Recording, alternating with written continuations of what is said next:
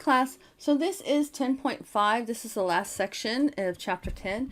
This is changing equilibrium conditions. This is Le Chatelier's principle. So Le Chatelier's principle, up until this point, we've been dealing with equilibriums, and I've mentioned in the past that the equilibrium in the reactions will stay exactly the way they are unless a stress comes and disrupts that equilibrium. Well, that's what's going to happen here. We're going to put stress on an equilibrium and see what it does to try to adjust with that stress.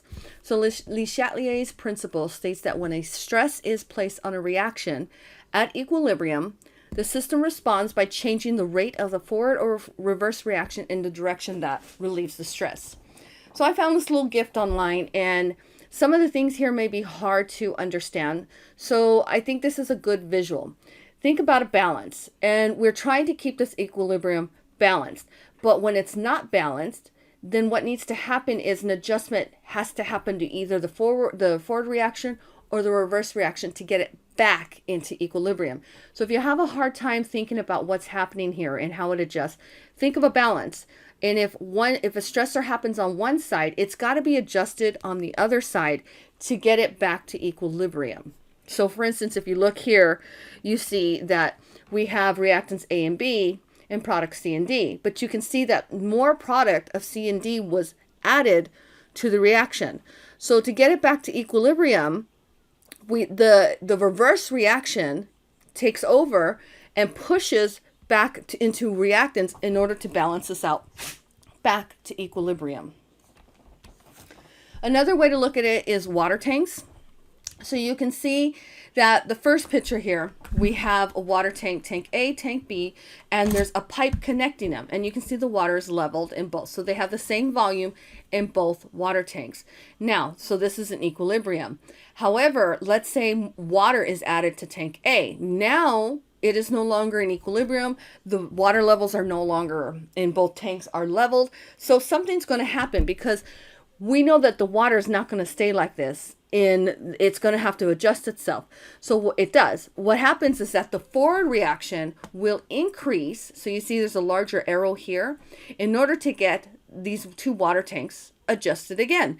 Now they have more concentration, so they have more water in them. So they're at a different level, but they are back at equilibrium. And these are the stressors that we're going to talk about. So let's take a look at the first one. So we have a reaction here of hydrogen plus iodide, and it produces hydrogen iodide. What if and this is an equilibrium, and it will stay in equilibrium with a matching forward and reverse reaction rates. However, if we disrupt this by adding a reactant to it, think of what happens here. Whatever side something was added to, we have to adjust the other side in order to make it back into equilibrium. So in this case, by adding more hydrogen, we are going to increase the forward, sorry, this was supposed to be here, increase the forward reaction to increase product to balance this out. And that's very similar if you think about it in this way. I know this is just water and it's not separate reactions, but it's the same thing. The forward reaction is going to increase in order to get it back into equilibrium. And that's the same thing here. By adding something on the reactant side, it pushes it towards the opposite one. So in this case, it's going to increase the forward reaction until we're back in equilibrium. So it's going to shift the equilibrium towards the product until it's back in equilibrium. So here's another example of what I've just stated. So in part A, this container is in equilibrium. Hydrogen is the little white diatomic molecules. Iodine is the purple diatomic molecules, and they end up producing hydrogen iodide. So here we have a container that's in equilibrium, but then we add more hydrogen, which is what we did in the first one. So what does it do? It's going to cause hydrogen to react with iodine more. So it's going to push into the products. So it's going to cause more of a reaction between the reactants to cause an increase in the forward reaction by producing more hydrogen iodide to get it back in part C into a new equilibrium with more product than what it originally started with. What if we remove hydrogen? If we remove hydrogen, now we're off balance again. So now this is tilting. So what's going to happen? We're going to add, the reverse reaction is going to increase in order to produce more hydrogen, so more reactant in order to get this back in equilibrium. So realize that the concentrations, the volumes will go down, but they will get it back into equilibrium. So think about pulling something away from this. It's going to immediately adjust to get that. So think of water tanks again. What if we remove water out of one of those water tanks? The water in the other tank is going to push itself in there to get this leveled again. And that's the same thing that's happening. By removing some of the reactants, not all the hydrogen, but a portion of it, it's going to cause what the products were to increase the reverse reaction and go back into the reactant form of hydrogen. What if we remove product? Same thing. Since we're removing the product on this side, it's going to shift into that. So the reactants are going to increase in the forward reaction in order to produce more product to get this back into equilibrium. So every time there's a stressor, it reacts to that to get it back into what it was. So we can take a look at what happens here. So increasing hydrogen, which is a reactant, shifts into the product. Decreasing hydrogen, so removing it, it shifts the direction into the reactants. Increasing iodide, which is the same reactant, it's going to increase into products. Removing iodide, it's going to push into reactants. Increasing the concentration of the product is going to shift into the reactants, and decreasing product is going to shift into the product to compensate for what was removed. So now let's look at an effect of a catalyst on an equilibrium. So adding a catalyst speeds up a reaction by lowering the activation energy, and thus increasing the rate of the forward and reverse reactions. So, and it also increases it decreases the time in order for it to get to equilibrium. So a catalyst here will make the reaction, let me see how I explain this. It will reach equilibrium faster than without the catalyst. However, it does not change the concentration mixtures. So with or without a catalyst, the end result of the concentrations in equilibrium will be the same with the catalyst and without a catalyst. It'll just reach the equilibrium faster with a catalyst. Okay, so now let's talk about gases. Gases are a little interesting here, and they may be a little hard to understand, but take your time. It's nothing that you guys have not already conquered in this class. So a change in the volume of a gas mixture at equilibrium will change the concentration of the gases in the mixture. So decreasing the volume increases the concentration of the gases, and the system shifts in the direction of the smaller number of moles to compensate. So we're looking at this differently. Let me explain what's happening. So look at this reaction. We have carbon monoxide, we have 2, and we have oxygen. So the number of moles in the reactant side is 3. The number of moles on the product side is 2, which produces carbon dioxide. So now what it's saying is if we change the volume of the gas, it's going to change the concentration of the gas, and it's going to shift the equilibrium. So it's saying by decreasing the volume. So think of this reaction, gases in a container, and you're pushing down on the volume. So you're making the volume half of what it was. By doing that, the system will shift in the direction of the smaller number of moles to compensate. So it doesn't want to be as crowded. So the equilibrium will go in the direction of the less moles of the reaction. So since this is 3 moles and this is 2 moles, it's going to increase in this direction because this is a smaller amount of moles, so that the gas is not as crowded in the container. So this is really blurry, but I found an example of this online. So this is the initial volume. You see you have two of A, whatever A is, a coefficient of 2 of them, and you have a product of B, which is green. So the red and the green will also help you see what's happening here. So this is what we're doing. We're decreasing the volume, but increasing the pressure. So it will adjust itself to the one, whichever of these has the smallest amount of moles in the coefficient, and that's B. So you do see that now from initial started, it is now with more green, which means it's adjusting to the smaller amount of moles, the smaller number of the coefficient in front, so that it'll have more room. If you have a 2, this is going to be really filled. So it's going to adjust itself in order to make sure that there's enough space. So it favors the products to reduce the total moles of gas in here. All right, so what if we increase the volume? So think of that container again. Think of a coffee container or some kind of container, like think of a Coke can. Now, what if we increase the volume of this gas and change from a Coke can to a pitcher, a huge pitcher? Now there's more volume. So the gas, because they don't like to be near each other and they don't want to interact, now has more and more room to spread out. So that's going to decrease the concentration because it's not as concentrated, because it's not forced to stay together in this small, tiny room. So in this case, it's going to increase in the direction of the larger number of moles because it's got room to grow, in a sense, if that's how you want to think of it. So it's going to increase in the reverse reaction because there's 3 moles here compared to 2 moles. So it's the same thing here. If we increase the volume and decrease the pressure, you see now there's more red here because it can adjust to grow and expand out on the part of this reaction that has a larger number of moles. And this is the same thing. This is in another picture. This picture your book provided. It's doing the same thing. By decreasing, it's going to go in the one that is with a smaller number of moles. And look at the picture. The picture will help you understand. I just like this one better because it's the green and red makes it more visually able to, your eyes detect it better. And in this one, it's the same. It's increasing the volume, which means it's going to allow it to grow with the ones that the side that has more moles. Okay, so now we're going to talk about endothermic and exothermic reactions. So I put a little reminder of what endothermic means, and I have another one for exothermic. So effective temperature, this has to do with temperature. Remember, when temperature increases, we get more in kinetic energy. That means there's going to be more heat. Decreasing the temperature of an endothermic reaction. So endothermic means that the heat is needed.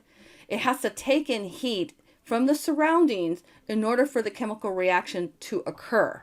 In exothermic, the heat, I'll cover what these are, but in exothermic, the heat is on the product side because when the chemical reaction occurs, it actually can release that heat because the products are lower in energy than the reactants, so it does not need that extra heat. So it's going to remove it from the chemical reaction, and you will feel it as hot as heat, something coming off of it.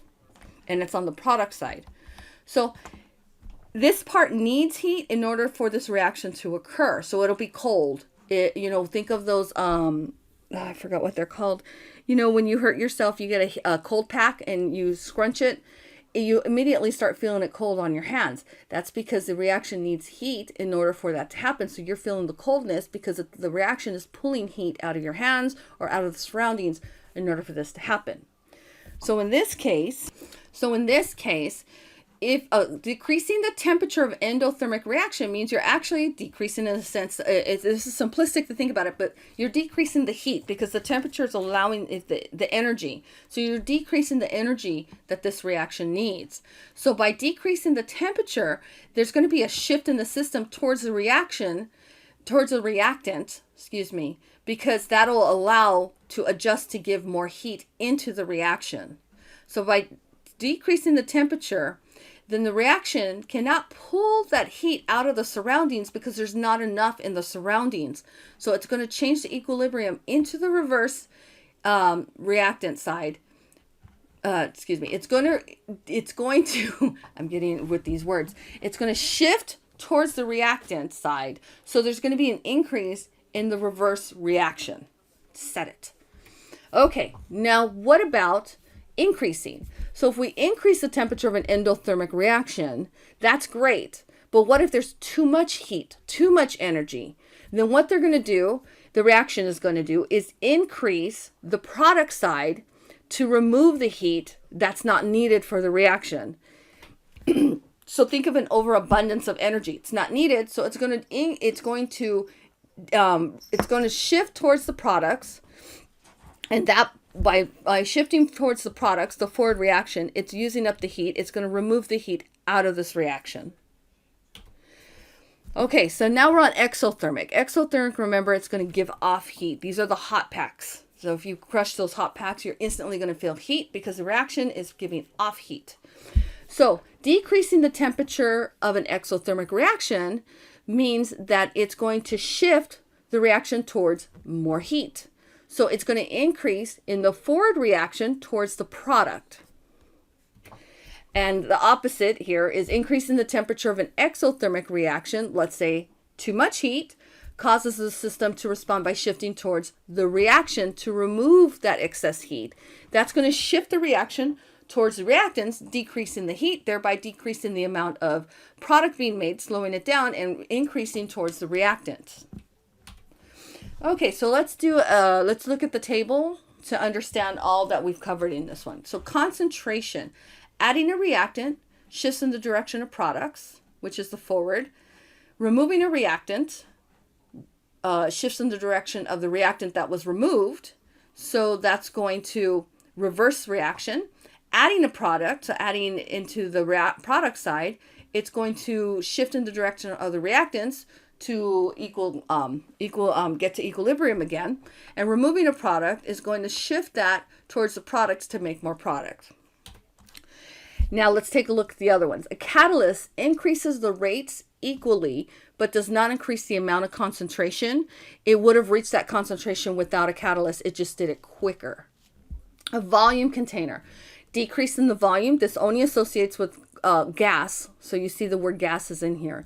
Decrease in the volume means it will shift in the direction of the fewer moles of gas. So it'll either be on the reactant side or the product side. Count how many moles are on their atom together for that side, and that's going to tell you if you decrease which way it's going to shift towards.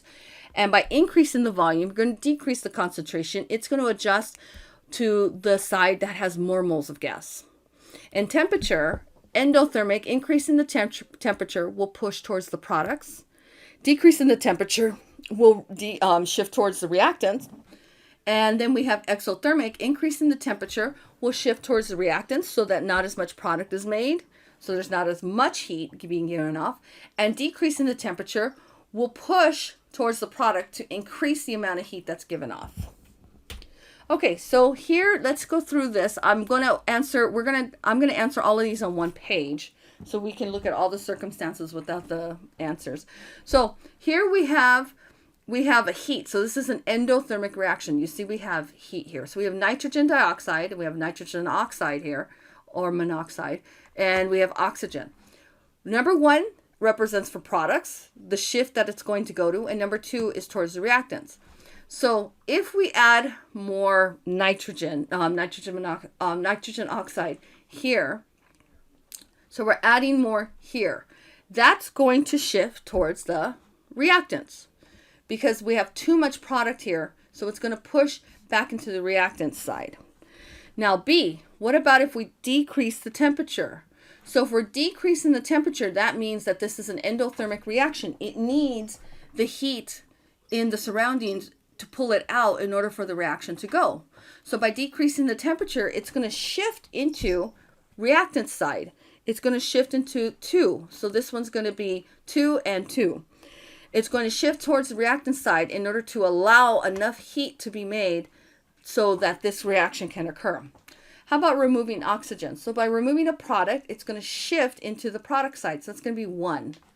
Increase in the volume. Increase in the volume means that it's going to decrease the concentrations, which means that the side that has the same amount, the number of moles, the larger number of moles on that side is going to be the one that's going to shift towards, so it can make more of that. So here we have 2, and on this side we have 3. So it's going to shift towards number 1, towards the products, because we have 3 moles to 2 and we have more room. So this is the side that's going to expand. And then E, removing some of the product. And by removing some of the product means that it's going to shift towards the products. So let's take a look. 2, adding more NO, it's going to shift towards reactants. That's right. Decreasing the temperature, it's going to shift again towards the reactants. That's right. Removing some oxygen, removing any products, always going to shift it towards the products. Increasing the volume, there's 3 to 2, so it's going to increase towards the products. And removing some NO, again, removing a product, always going to shift it towards the products, and it's a number 1. And here is your overall map of what we've covered for this chapter. Okay.